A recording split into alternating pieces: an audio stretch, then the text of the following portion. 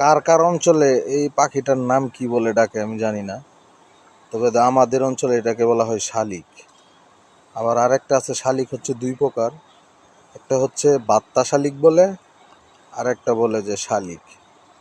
এখন আপনাদের অঞ্চলে কি কি নাম বলে ডাকে তা তো আমি জানি না, একটু কমেন্টে সবাই বলে যাবেন এটাকে কি নাম বলে ডাকে। দেখেন শীতের ভিতরে মানুষ গোসল করতে পারে না, অথচ পাখি শীতের দিন কত সুন্দর করে গোসল করে। আসলে ব্যাপার হচ্ছে কি, শীতের দিন আসলে কিন্তু মানুষের রং পরিবর্তন হয়ে যায়, মানে হচ্ছে অপরিষ্কার হয়ে যায় মানুষ। আর পাখি, পশু পাখি, গাছপালা ওইগুলা কিন্তু সৌন্দর্য বেড়ে যায়। আপনি বিশেষ করে পাখিদের সৌন্দর্য শীত আসলে বেড়ে যায়, এবং মানুষের সৌন্দর্য শীত আসলে কমে যায়।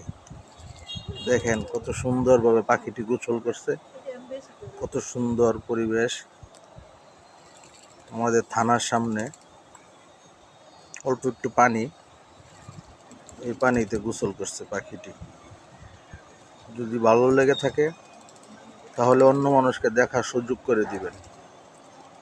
অপূর্ব সৌন্দর্য, প্রাকৃতিক যে অপূর্ব সৌন্দর্য, আল্লাহর সৃষ্টি আসলে অতুলনীয়, এটার কোনো সীমাহীন হয় না।